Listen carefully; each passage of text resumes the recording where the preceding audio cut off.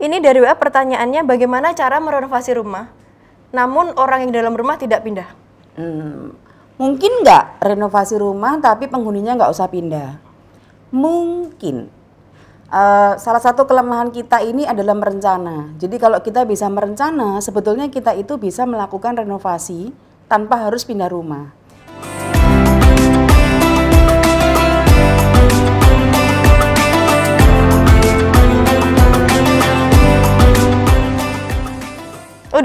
Udah sahabat Citikon. Ya, selamat pagi sahabat Citikon. Selamat pagi.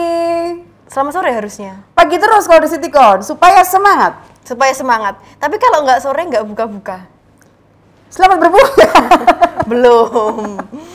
Ya, jadi selamat datang bagi sahabat Citikon yang baru bergabung di live Instagram Citikon Ngebucin. Yang hadir kedua ya. Yang kedua, yang hadir setiap hari Jumat selama bulan Ramadan tentunya. Jadi di sini sahabat Citikon kita akan membicarakan berbagai topik pastinya di setiap Jumat. Dan untuk Jumat ini kita akan membicarakan tentang serba-serbi renovasi. Apa itu serba-serbi renovasi? Apapun seputar renovasi. Kemarin kita sudah membagikan Instastory 2 hari tentang apa yang ingin ditanyakan seputar renovasi begitu. Berapa ribu pertanyaan tuh yang masuk? Ribuan. Berapa ribu? Dari Ribuan. mana? Dari tadi. Dari 2 hari yang lalu. Jadi di 2 hari yang lalu itu kita sudah merangkum beberapa pertanyaan yang pasti nantinya akan sangat menarik kalau kita bahas. Waktu kita saat ini lebih panjang ya? Ya, karena yang minggu lalu banyak yang protes, karena kenapa cuma sebentar aja gitu. Iya. Jadi ini kita majukan. Iya. Dan kita perpanjang. Jadi juga minggu lalu tuh ada yang nanya giveaway. Hari ini Karena ada minggu giveaway lalu ya? kita lupa memberikan giveaway. Minggu lalu itu aja alasannya, tidak ada alasan. Iya, tidak ada alasan. Karena ya itu tadi kita gopo. Iya, biasa baru perdana. Iya. Ini Tapi mungkin minggu ini giveaway-nya gimana? Giveaway nanti kita ada 5 giveaway untuk 5 pemenang terbaik. 5 penanya terbaik. Ya, 5 penanya terbaik, 5 pemenang. Jadi ada 5 merchandise yang menarik seperti yang ada di gambar. Pasti sahabat Citikon sudah melihat juga di posternya. Bagaimana dengan pertanyaan yang tidak bisa dijawab? Pertanyaan ini bisa dijawab, ya diselesaikan secara adat. Iya kan? Begitu saja. Ini sudah waktunya belum? Belum. Masih 2 menit lagi. Waktunya kah? Belum. Oke. Ya, jadi 5 pemenang nanti kita akan umumkan di akhir sesi live kali ini. Jadi sahabat Citikon yang mau curhat mungkin tentang renovasi, yang pengalaman atau apapun yang ingin ditanyakan bisa langsung ditulis di kolom komentar. Nanti akan ada yang membacakan di sebelah sana karena kita. Ya, aku juga. Kan juga membukanya. Iya. Oh baiklah. Sudah ada 9 yang bergabung. Siap. Dan sudah ada yang menanya lagi. Oh. Ya, nanti akan kita jawab. Pertanyaan sulit atau pertanyaan mudah? Wah, ini pertanyaannya ada dokumen negara sangat rahasia. Kayaknya sulit. Waduh. Ya, ada 11 yang bergabung udah. Oke. Jam 2 menit lagi dari waktu perjanjian kita benar. Oke. Masih ada waktu kalau ingin menanyakan serba-serbi renovasi. Kami di sini walaupun kita ini dari Citikon tetapi tidak melulu tentang produk Citikon. Benar. Segala renovasi boleh ditanyakan. Renovasi pagar misalnya. Iya. Atau renovasi apalah, terserah. Mau tanya apa saja insya Allah akan kita jawab. Iya, kita akan sama-sama ngebucin di sini. Iya, kita akan ngebucin. Ini ada yang menyapa dari Bondowoso hadir. Halo, bagaimana kabarnya Bondowoso? Bagaimana tape di Bondowoso? Sudah matangkah? Nomor berapa yang paling enak? Ada nomornya tapi. Ada dong. Coba ini sahabat Citikon dari mana aja mungkin bisa menyapa-nyapa. Ini ada juga. Hai Bu, hai. Ada yang dari arah yang tidak disangka-sangka mungkin? Kayak rezeki. Bantalnya bagus sekali. Oh ya, ini bantal khusus Citikon untuk menutupi perut kami. Buka kartu. Oh, katanya yang paling enak nomor 31 tapi. Oke. 031 itu Surabaya padahal, ya kan? Iya, kok sampai Bondowoso ya? Bondowoso 0 berapa? Hai Mbak cantik katanya. Oh, hai, ya ampun, Mbak itu lu. Situ juga Mbak. Sidoarjo hadir, masih asik. Blackpink hadir di Citikon, aye. Iya, oke. Kita mulai. Oke, bisa kita mulai? Oke. Ya, sekali lagi selamat datang sahabat Citikon di live Instagram Citikon di Ngebucin, ngabuburit bersama Citikon.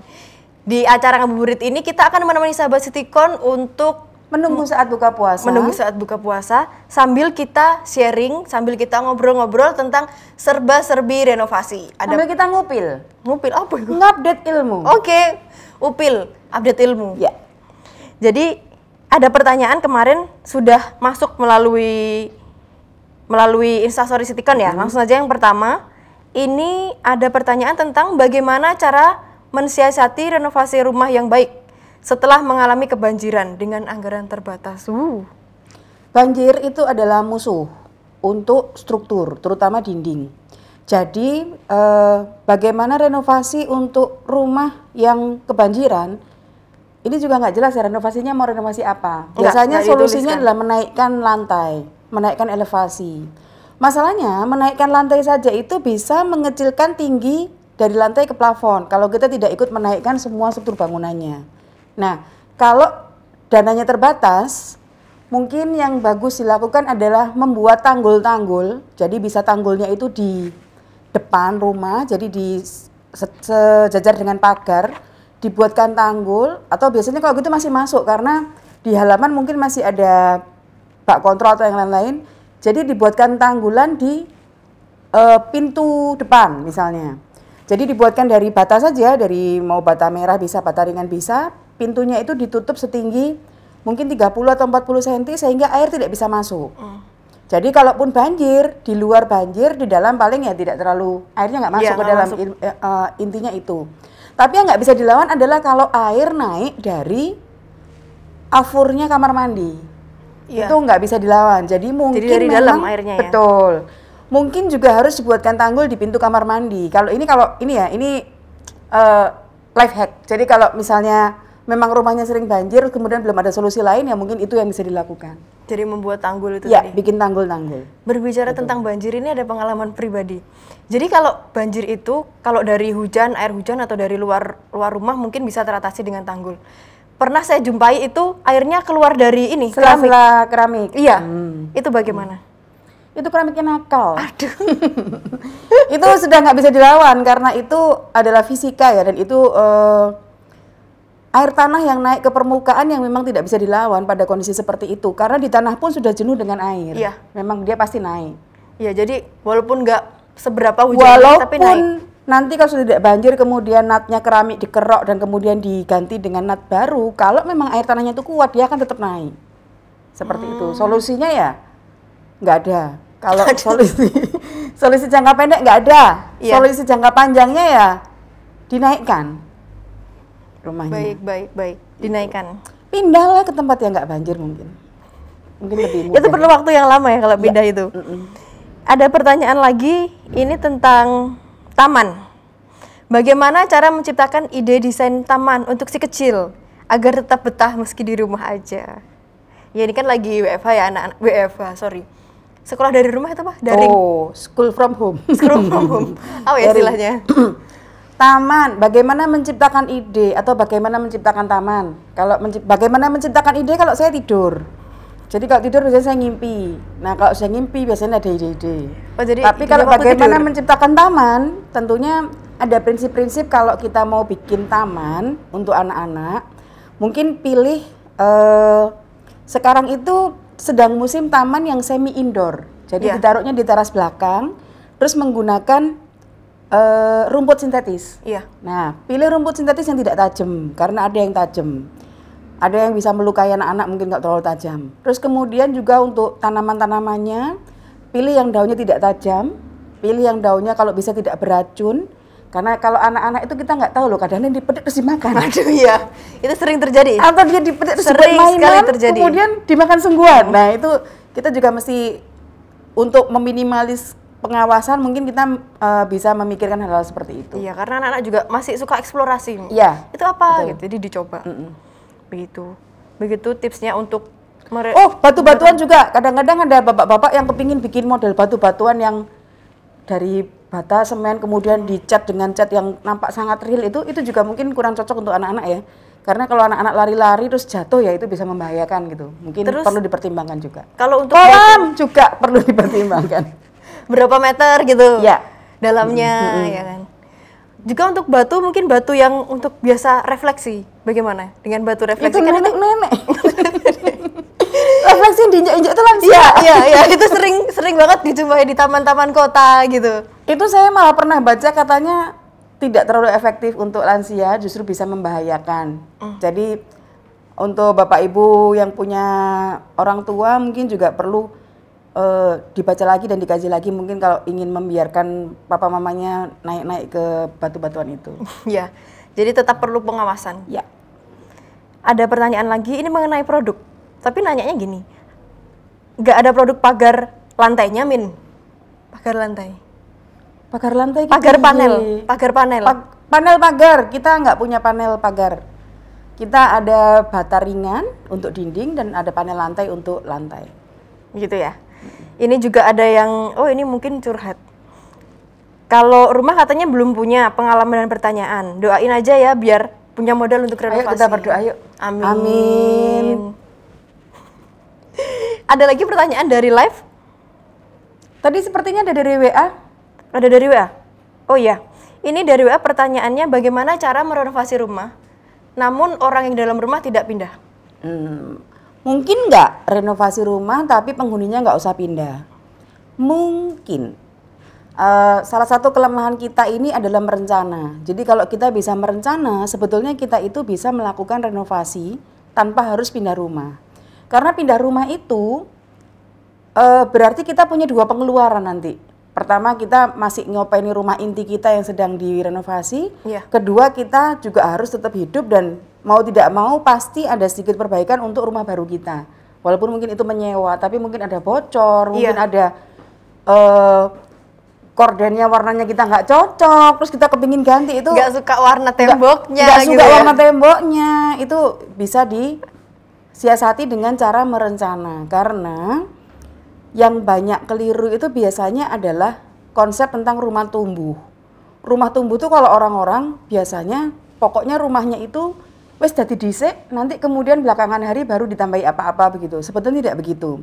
Konsep rumah tumbuh itu sudah direncanakan sejak awal. Jadi pelaksanaannya yang kemudian bertahap, tetapi bukan perencanaannya. Kalau perencanaan yang sudah sejak awal. Jadi sejak awal direncanakan nanti kamar anak-anak ada di atas, dilakukan pada saat anak-anak mungkin masuk SMP.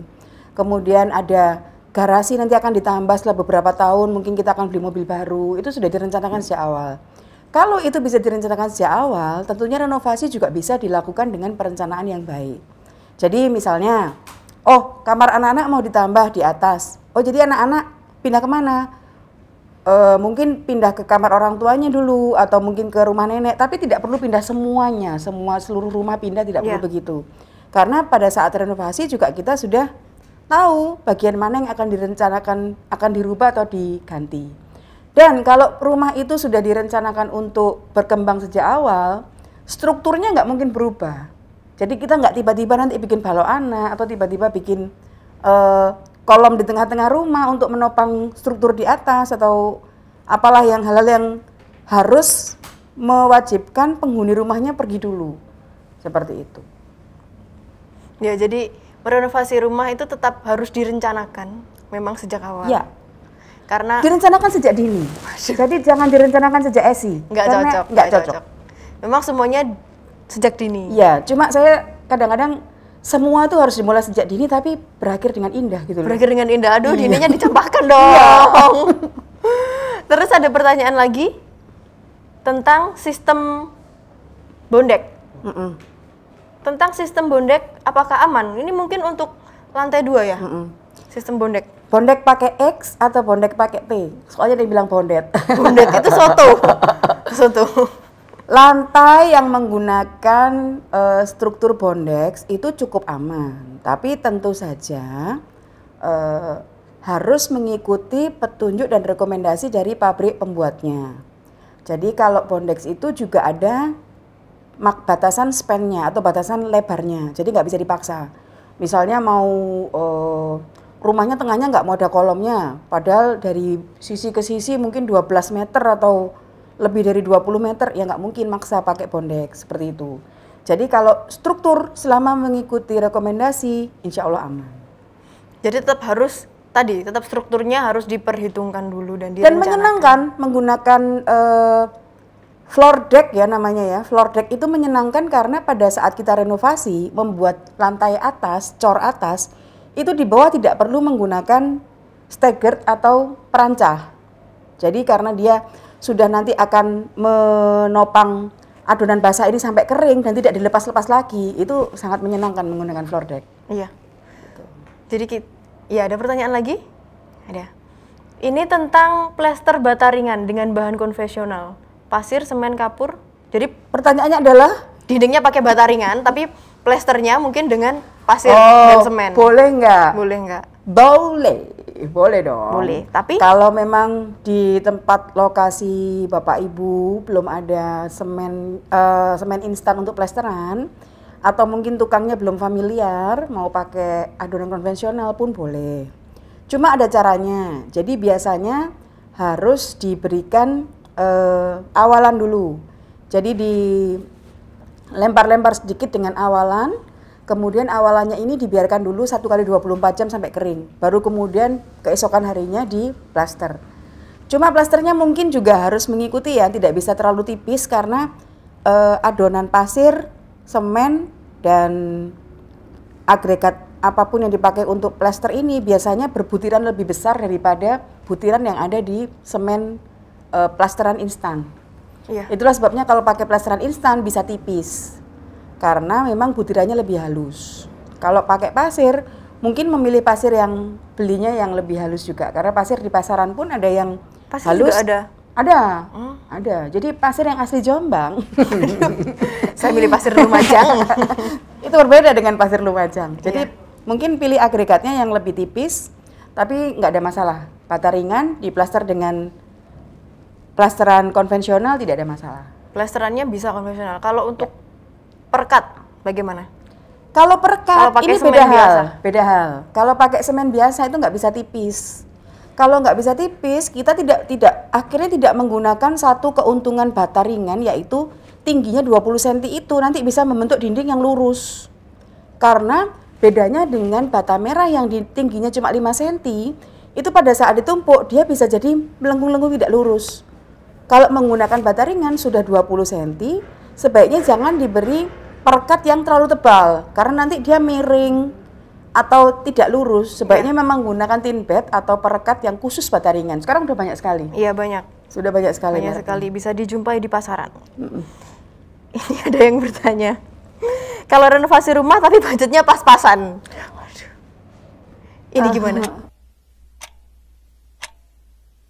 Saya ikut prihatin. Sebaiknya tidak memaksa renovasi kalau budgetnya pas-pasan, kecuali kalau memang itu sangat fatal.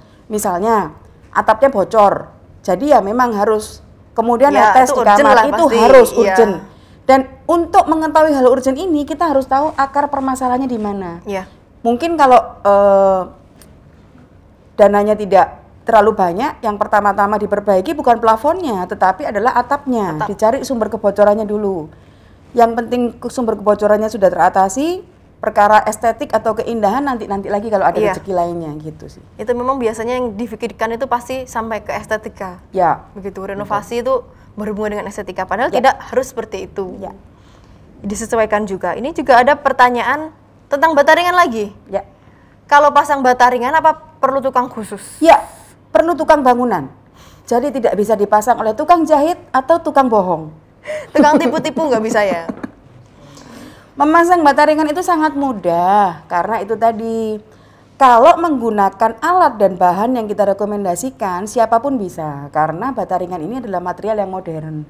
Benar. Material modern itu bisa dipasang dengan sistem do it yourself DIY. Ya. Jadi sama sekali tidak sulit, sama sekali tidak membutuhkan keahlian khusus, tidak membutuhkan tukang khusus juga. Iya. Cuma mungkin kadang-kadang kalau tukang ditanya bisa masang apa enggak, mereka akan bilang nggak bisa karena belum tahu caranya. Karena masih awam mungkin. Ya betul. Dengan bata ringan dan ini karena apa, mungkin gitu? Terlalu nyaman dengan yang konvensional, Konvensional. seperti itu. Benar. Kalau Bapak Ibu atau siapapun yang punya proyek seperti itu, tetapi tukangnya belum familiar, bisa telepon kita loh. Nanti Bisa? kita bantu ngajari tukangnya. Jadi kita ada technical service ya, kita bisa datang ke sana untuk mengajari cara memasang bata ringan, yang sebetulnya tidak sulit. Iya, sebenarnya tidak sulit. Karena memang inovasi itu pasti akan ada. Jadi kita mau-maunya belajar aja begitu ya. Ya. Seperti yang disampaikan tadi, kalau di IY sekarang banyak banget ya Iya. video-video tentang do it yourself gitu. Mungkin sahabat Citikon juga bisa update dari situ. Duitmu berapa? Nggak ada. Sudah bawa-bawa akhir bulan. Ini ada, tadi yang nanya budget pas-pasan ini bilang terima kasih, saya nabung dulu kalau gitu. Amin, semoga cepat banyak tabungannya ya. Iya, semoga cepat banyak. Ada pertanyaan lagi, ya ini tentang dakcor. Kalau rumah sudah didakcor tapi masih bocor, gimana? Ini mungkin yang bocor. Ya, dakcor masih bocor gitu ya. Nah, No itu way. itu yang keliru bisa di beberapa hal, yaitu terutama mungkin adonan dari daknya sendiri, adonan betonnya. Biasanya kalau bocor itu adalah karena masih ada pori yang menembus. Nah, dak yang digunakan untuk atap itu harusnya berbeda dengan dak yang digunakan untuk lantai. Mestinya enggak, kalau pengadukannya bisa homogen, itu tidak ada masalah itu, mestinya. Iya. Ada yang nanya Ada melalui backsound. telepon mungkin? Iya. Kita buka hotline juga ya. Mungkin kita juga buka hotline. Begitu sih. Iya. Terus piye itu maksudnya bagaimana cara mengatasinya ya? Bagaimana cara mengatasinya? Ini mungkin dirasakan di lantai bawahnya ya? Enggak, ya ini biasanya untuk dak atap. Oh. Jadi bocor. Nah, cara mengatasinya pertama adalah menutup pori-pori yang ada di atas. Jadi yang menghadap ke matahari itu harus ditutup. Caranya dengan apa? Dengan menggunakan material yang dapat saya sedang mencari kata-kata untuk tidak menyebutkan merek. Iya. Yang Karena kita dapat, tidak di endorse. iya, yang dapat menutup pori-pori. Hati-hati, jadi material yang saya maksud ini bisa jadi dia berbahan dasar akrilik, itu yang biasa digunakan untuk dinding, jadi berupa cairan seperti cat. Nah, ini tidak bisa digunakan untuk dak, karena begitu dipasang mungkin dia tahan 1 bulan 2 bulan. Tetapi begitu kena UVA, UVB, dia akan pecah atau retak, dan itu akan menjadi masalah lagi nanti. Jadi sebaiknya menggunakan waterproofing yang memang khusus untuk dak, jadi berupa adonan biasanya. Itu ada merek-merek terkenal yang punya. Dan sudahlah, nurut saja, jadi tidak usah bikin-bikin sendiri, terus pakai campuran sendiri, betul. Pakai yang instan saja, yang tinggal campur air. Karena apa? Karena kalau bikin sendiri, belum tentu nanti campuran sebelah sini sama dengan sebelah sana. Iya, belum tentu homogen. Takarannya belum tentu homogen, gitu. Kalau sudah terlanjur ngedaknya keliru, ya perbaikannya jangan keliru. Iya. Gitu. Karena itu sudah bocor tadi kan ya. Ini ada pertanyaan menarik lagi, ini pilihan membuat bimbang. Kak, lebih pilih mana? Beli bahan bangunan biasa tapi dikerjakan oleh tukang berpengalaman, atau bahan bagus tapi dikerjakan oleh tukang yang tidak berpengalaman? Bagaimana nih mengukurnya berpengalaman dan tidak berpengalaman? Bahan material yang biasa, kosnya akan lebih murah daripada bahan material modern. Demikian juga dengan tukang yang tidak terlalu pintar, kosnya akan lebih rendah daripada tukang yang pintar. Jadi perlu dipertimbangkan juga bahwa membeli bahan itu sekali di awal, dan menggunakan tenaga tukang itu bayarannya harian.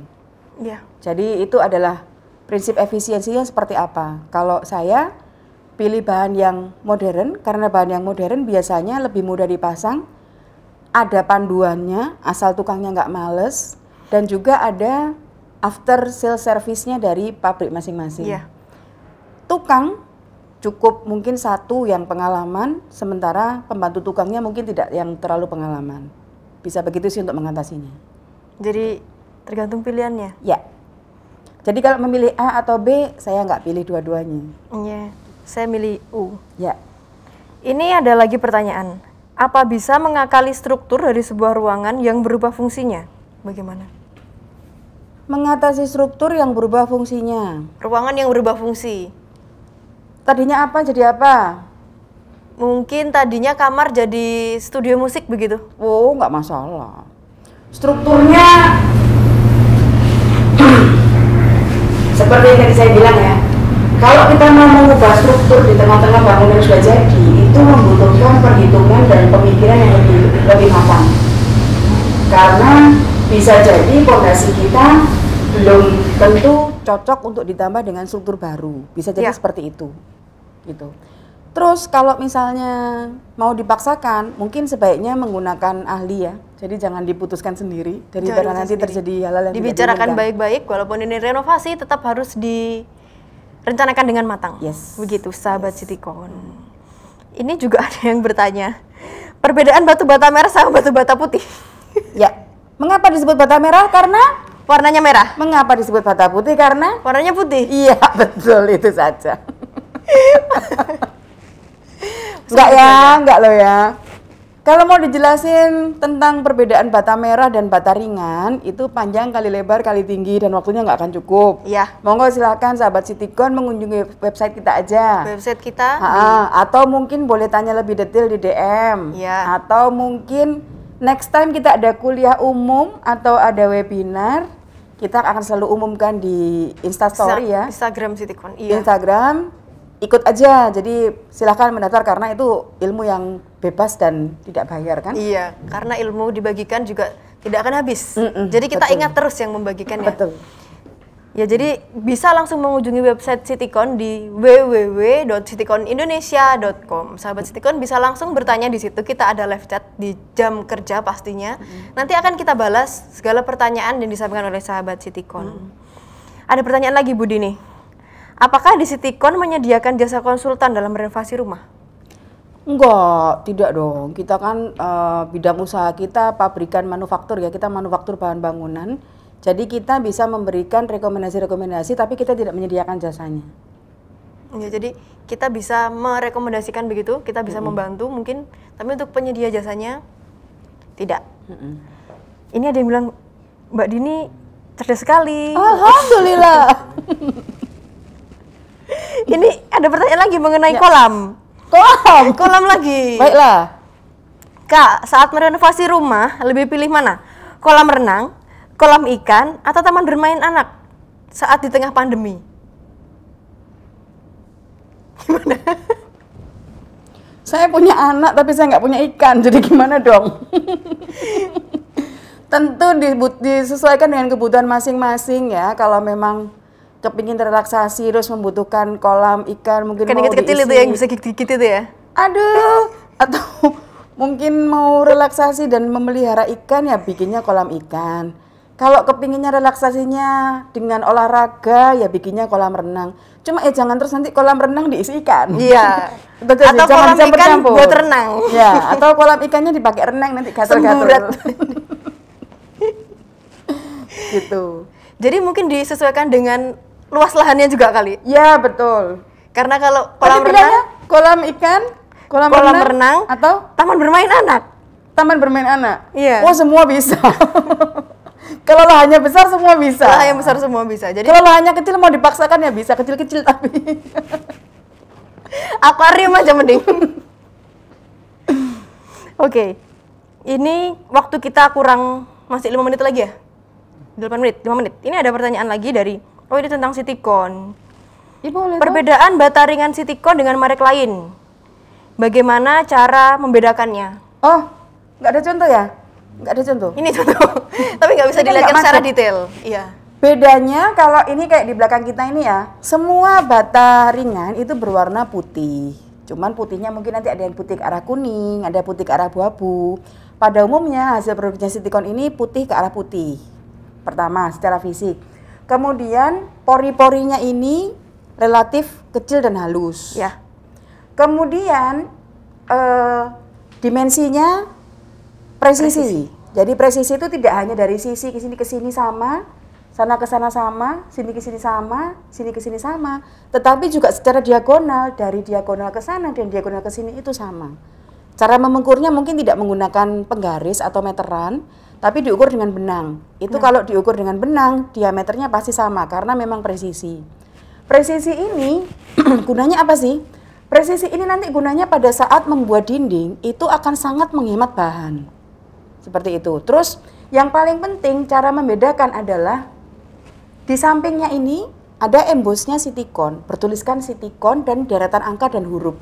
Deretan angka dan huruf itu bukan undian. Ya. Tetapi itu adalah kode produksi. Oh, kode produksi. Jadi nggak usah dikumpulkan nanti nyari yang YOSAN, nggak usah. Nggak usah. Karena nyari N-nya susah. Ya, karena N-nya nggak pernah ada. Iya, karena N-nya. Jadi di sampingnya ini ada emboss sitikon dan deretan angka dan huruf. Itu adalah untuk kita men-trace. Kalau misalnya nanti sudah di pasar, sudah di proyek, terjadi permasalahan, itu kita bisa men-tracing ini produksinya kapan. Siapa kepala regunya, kemudian ini dibawa naik apa, dibeli siapa, itu bisa kita tracing. Ya, jadi produk sitikon memang tidak dibiarkan begitu saja. Ya, betul. Tidak cul-culan. Betul. Jadi bisa kita trace nanti. Iya. Sudah ada pemenangnya? Oh, sudah ada pemenangnya. Sudah disuruh gini. Oh ya, sudah gini soalnya. Jadi disuruh gini. Ada 5 pemenang. Ya, ada 5 pemenang di Ngebucin kali ini yang berhak mendapatkan merchandise menarik sekali dari Sitikon. Yang pertama adalah Fuji Nainggolan. Yeay! Yang kedua, Jembling 6690. Yeay! Yang ketiga, Farida Alisa. Yeay! Yang keempat, Lucie Purwaning Tias. Yeay! Dan yang terakhir adalah Orang Silo. Nanti pemenangnya akan kita umumkan juga di Instastory Sitikon. Dan nanti membalas, membalas dengan alamat pengiriman ya, kita akan kirimkan. Nggak usah diambil ke sini jauh. Iya, jauh. Mungkin kalau main-main mungkin percuma. Jauh dan nggak akan boleh masuk sama Pak Satpam karena kita lagi pandemi. Iya. Jadi kenapa kita juga pakai face shield ini? Karena memang protokol di Sitikon sendiri mengharuskan kita untuk memakai masker setiap harinya ya. Jadi terima kasih untuk sahabat Sitikon yang telah bergabung karena ini masih banyak pertanyaan. Serius? Iya, masih banyak pertanyaan. Nggak boleh lanjut, Sudah mendekati waktu berbuka sepertinya. Lanjut 5 menit? Nggak boleh? 2 menit? Boleh lah, boleh. Oh, boleh. Satu pertanyaan nih. Ini. Masyarakat umum tidak paham tentang kuat tekan. Mereka beranggapan merek lain sama aja sama Sitikon. Jadi bagaimana memberikan kepastian pada customer tentang jangka panjangnya Sitikon ini kuat tekan berhubungan dengan kuat tekan. Memang kalau proyeknya proyek kecil, proyek rumah tangga atau rumah tinggal biasanya tidak terlalu dipikirkan tentang kuat tekan. Tetapi kalau proyek-proyek besar sebelum dimulai pun mereka membutuhkan data dari lab untuk pembanding dan untuk menentukan material yang digunakan. Di situ kita baru bisa menyatakan bahwa kita ini unggulnya di situ. Karena produk kita tidak perlu menyiapkan sampel khusus kalau untuk acara menender proyek, kita ambil sembarang produk yang ada di gudang pun, itu kekuatannya akan sama. Karena kita memang sangat mementingkan masalah kualitas dan kekuatan produksi. Jadi memang produk Sitikon ini ada ujinya sendiri ya, Bu Dini? Yes, kita ada lab yang menguji setiap hari dan juga bila dibutuhkan uji dari lab independen, kita punya beberapa referensi kita juga ada sertifikasinya untuk uji lab ini. Bahkan kita siap untuk produk kita diujikan tanpa kita tahu. Dan itu sering terjadi. Oke, disikat tanpa kita tahu, baik. Loh, kok sudah selesai? Iya, karena ini memang Ngebucin setiap Jumat ini akan dimulai pada pukul 16.45. Dan memang bucin tuh nggak boleh lama-lama. Harus cepat-cepat move on. Nanti toxic ya? Iya, betul. Susah kalau kayak gitu, kok jadi curhat. Ya, kita sudahi saja. Ya, sesi kali ini untuk sahabat Sitikon sekali lagi terima kasih telah menyaksikan Ngebucin Ngabuburit bersama Sitikon kali ini. Minggu depan topiknya apa? Mungkin yang nonton sekarang kepingin menyiapkan pertanyaan. Bisa, nanti mungkin mau usul boleh ya? Bisa sahabat Sitikon mungkin mau usul besok minggu depan mau temanya apa yang ingin kita bahas sama-sama, kita ngebucinin bersama. Bisa komen, bisa juga melalui DM. Jadi sahabat Sitikon juga, oh iya nih ada info lagi. Sitikon juga ngadain giveaway yang baru launching hari ini. Sahabat Sitikon yang mau ikut bisa langsung komen di feed Sitikon, sudah ada tentang ini THR namanya. THR, Sitikon bagi-bagi THR begitu. Itu saja. Hadiahnya ada. Hadiahnya ada nanti di situ sudah. Merchandise atau apa? Enggak merchandise dong. Enggak merchandise karena ini THR. Hadiahnya THR. Iya, masa nanti kalau kita THR dapat bata kan juga enggak oke gitu ya. Jadi sahabat Citycon bisa ikut. Terima kasih sekali lagi untuk sahabat Citycon yang telah mengikuti Ngebucin Citycon pada kali ini. Sampai jumpa di Ngebucin berikutnya. Semoga puasanya hari ini lancar. Semoga bukanya enak. Ya, dan selamat berbuka bagi Citycon yang menjalankan puasa seharian penuh. Kalau yang nggak seharian penuh, nggak berbuka, nggak selamat. Oke, ya terima kasih sekali lagi sahabat Citycon untuk waktunya. Sampai jumpa di Ngebucin Citycon minggu depan. Dadah! Assalamualaikum.